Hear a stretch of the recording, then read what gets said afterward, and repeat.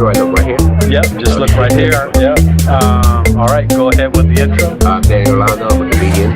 So from the Washington D.C. area, right? D.C. area. So we're posted up here at a Starbucks, and where are we at? Panera in Rockville. Making a Starbucks. It's in Rockville, Maryland. So how long have you been doing comedy? I've been doing comedy 9 years now. And you got into it. What made you want to get into it? Oh, I actually wanted to get into it from a very young age. Even before I came to America, I was heavily into watching. When I was like 6, 7 years old, I would watch comedians on stage in Peru. That's where I'm from, and I loved it.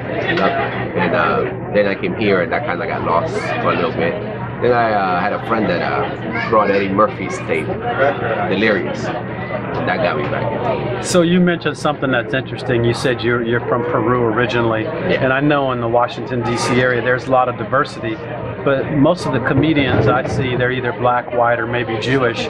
There's not a lot of Latino comedians. There's a few, but you're like one of the more prominent ones. Yeah. The more well-known ones that people know. Yeah. That's been on the circuit for a while. Yeah, I think because it was just when I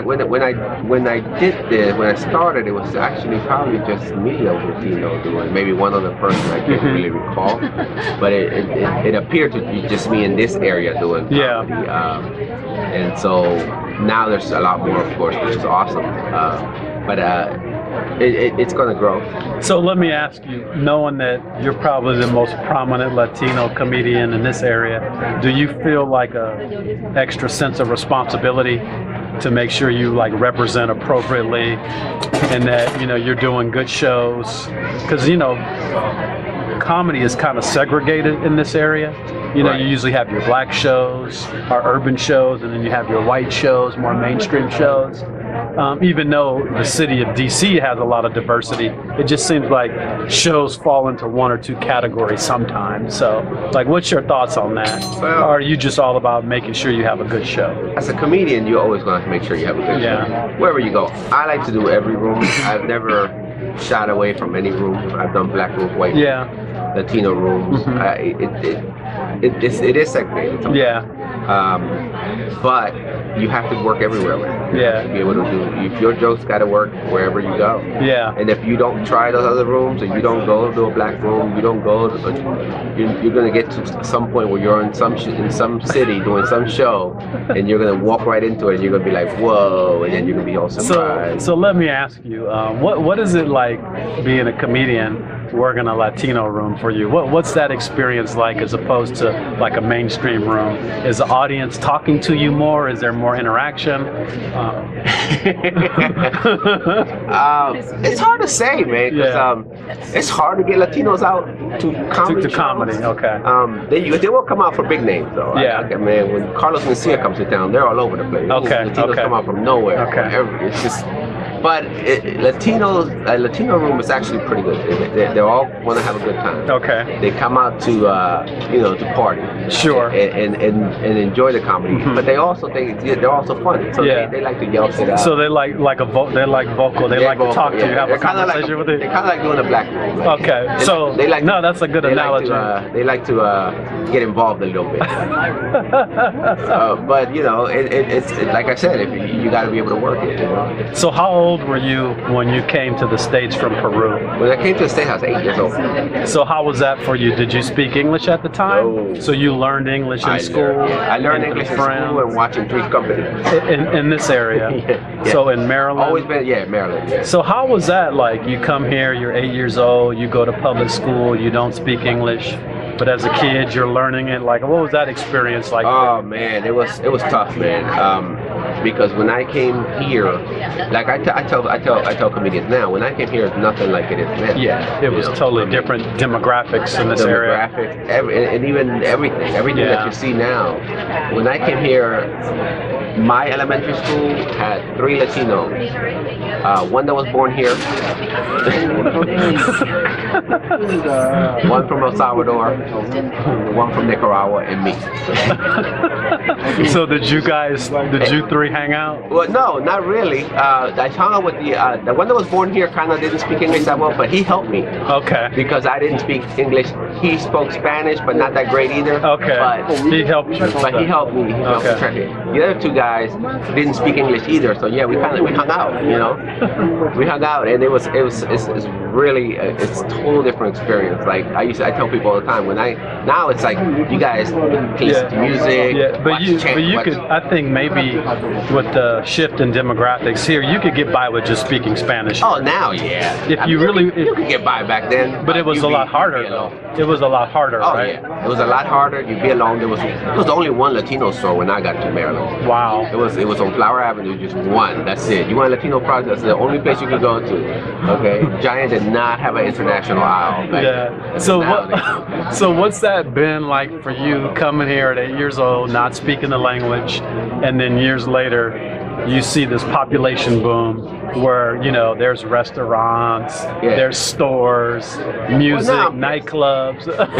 I'm pissed because it's so easy for them now, you know. I did all the legwork. Let me tell you something, man. This is what I tell people all the time. The Spanish station was on AM, all right? It started at 6 a.m. and it ended at 5 p.m. and that's it. After that, you were on your own. There was no Spanish whatsoever on the radio after that. Yeah. And it was only music from the 70s, so it's not like you could even get any contemporary like songs. You could get your groove on. Yeah, you couldn't dance or anything, you know, you just had to sit there and cry with all that music. But in the Spanish TV network, one channel that came from Florida. Okay. It didn't come through on a regular antenna. Yeah. You had to have that big square joint with all the you had to take it out of your apartment and put it up higher, and then it would be all squiggly and you could just get sound in some kind of lines. So you at least be acting like you're watching. Yeah. Now, man, they got cable, they got Latino stations, they got Latino markets on every corner, they got Latin nightclub. There was one Latin nightclub when I was young, and you didn't want to go there because your parents were there. Yeah. So how long would you say it took you to learn the language till you were comfortable and you would like talk and interact with people? About then, about maybe 2 years. 2 years? Yeah, see, maybe a year and a half, 2 years. I mean, to learn the language, yes. Vocabulary, meanings, and all that. I'm still working on that. Yeah. A lot of times I find myself with a word and I translate it to Spanish and I'm like, oh, that's what that means. Okay. But when I first came here, somebody said to me, oh, you got to watch a lot of TV in English and so you can get used to this. Did that help you? Yeah, man. I watched Three's Company, The Brady Bunch, What's Happening, Different Strokes, Laverne and Shirley. Every show that came on after 4 o'clock, I watched, and that's all I would because I couldn't watch Spanish station anyway. We didn't because we didn't have that special antenna. And by the time it showed up on cable, I already spoke English, so I didn't. Yeah. One of the biggest things for me is that growing up here at 8 and now, and even in high school, like all these Latinos are now here and they're come. Yeah. There's a kind of like a barrier for me with them because I've missed all that slang from 8 to like 18 years old. So when they come, they speak the slang. I don't know what they're talking about. Yeah. It's like you meeting someone from the 70s. Sure. Or you going back to 1982 talking like, oh, that's tight, and they're like, what? Yeah. Wow. So then you said you were always interested in comedy, even as a little kid. Yeah. You come here, you speak English.